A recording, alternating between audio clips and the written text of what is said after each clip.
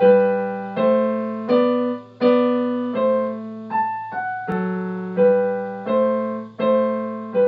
siamo Giulia e Alessio vi vogliamo presentare il libro di Harry Potter, scritto dalla famosissima autrice. J.K. Rowling. Ma i libri sono 7+1, quindi Abbiamo scelto il terzo, Il prigioniero di Azkaban, perché proprio questo? perché è il libro chiave della saga e presenta elementi e personaggi importanti per lo sviluppo della storia. È un inizio particolare.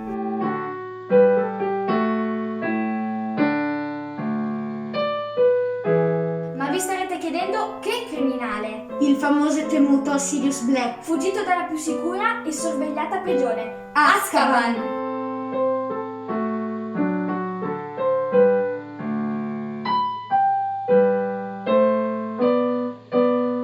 Ma chi sono questi dissennatori?